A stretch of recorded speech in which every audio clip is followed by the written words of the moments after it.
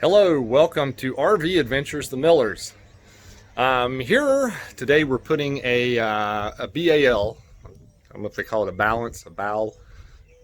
It is a underslung tire carrier for the RV. So show you a little bit of things here we had to do, some modifications. Everything's always got to be modified. You never get, nothing ever just goes straight in. You've always got to cut, move, or modify something. So I'll show you what we're doing. Here is another small project we're going to do. If you looked at a 2019 Forest River Sabre 38 DBQ bunkhouse 2 full baths, then you notice that there was a metal drop down gate on the rear bumper, and the spare tire was mounted to that drop down gate. Well, someone in their wisdom at Forest River decided to do away with that rear bumper. I'm going to walk back here and show you the back of the 2020 model. As you can see here, the rear bumper is gone, and they just replaced it with a 2-inch receiver hitch. So before, there was a bumper that stuck out here like it was a 4x4 square bumper, and on it was mounted a cargo carrying gate. The spare tire was mounted to that, and when it dropped down, you could carry cargo on it up to like 500 pounds. So they thought that was way too convenient, so they wiped out that whole rear bumper and that cargo carrying gate, and they took your spare tire and they crammed it up here in your forward cargo hold. And it pretty much, as you can see, it takes up about 90% of this cargo area.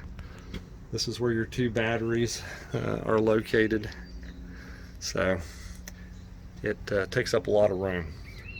So we're going to remove this out of here, and we ordered a BAL underslung tire carrier.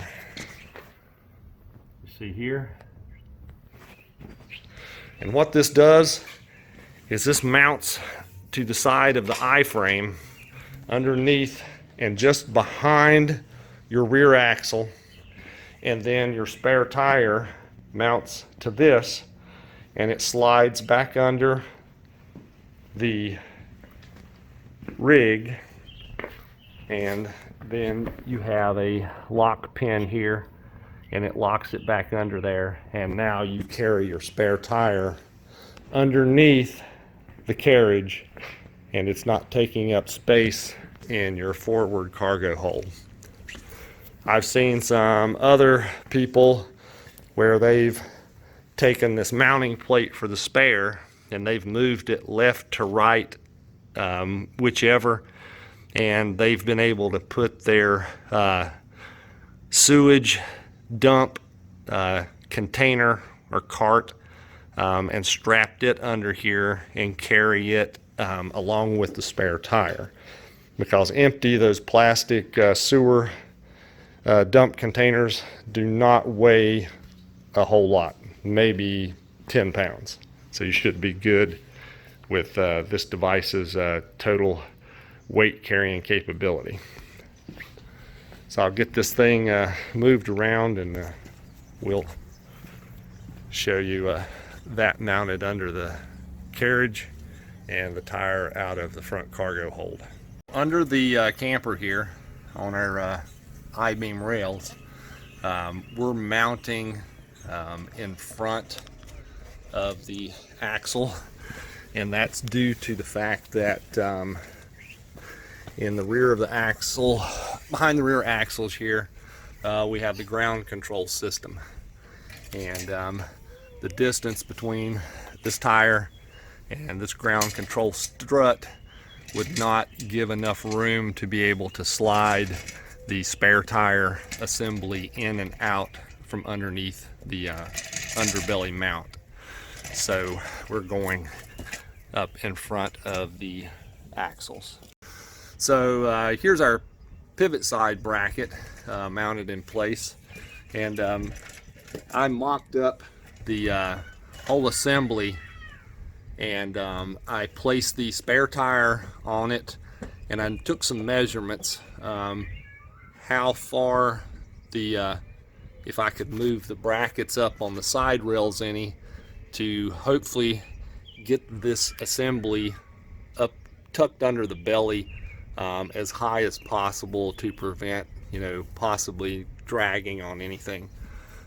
Being this close to the axles, more than likely you're not ever going to drag it on anything, but there was a little bit of room there to move it up, and I did. On this pivot side, I used some washers or nuts to space it up, because this side there was only about 3/8 of an inch that it needed to rise to fully tuck it up under there. I'll show you on the other side, it was a little bit different. And here's the modifications I talked about. Here is the sewer drain from the front black and gray tanks for the front restroom. And it came all the way over here and was in blocking where this bracket needed to be mounted. Easiest thing is to, I've cut this off. I'll be squaring this up. It was just a quick chop with a sawzall. I'll square that up, and I will put the drain end back on here to get clearance from this bracket. It only needed to be moved like maybe about 4 or 5 inches, but always something to modify. So here is our passenger side. This is the side that where the bracket, the underbelly mounts here and attaches, and this is the side where it will accordion out for you to have access to your spare tire. Don't screw this up and switch them around unless you want to try to pull your spare tire out in the traffic lane on the side of an interstate. Make sure you're attaching the slide out to the right side of the rig. So nothing in the way over here had to worry about. The one thing you do want to make sure is you want to reach up, like we have the underbelly lining. You want to reach up in there and make sure that you're not running your self-tapping screws through this I-beam into any electrical lines, gas lines, water lines, or into any tanks. So both sides we were good and clear on that, so got it mounted up. So I'm gonna get the rest of it under here and finish this up.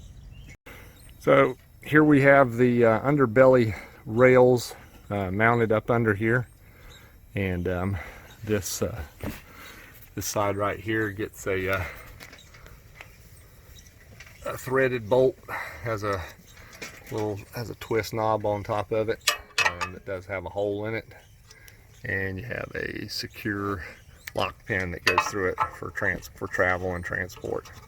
So that goes there, and on the other side is just two 3/8 inch bolts with lock nuts on it, and just bushings to allow it to pivot up and down, so you can slide this undercarrier out from under the trailer from this passenger side.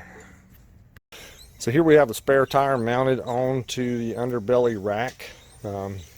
There's two long bolts, comes up through here. You have a jam nut down there to lock the bolt onto the plate, and then there's a nut that goes under as a backstop for the wheel assembly, and then you have a washer, flat washer, a lock washer, and a nut that goes on top. So,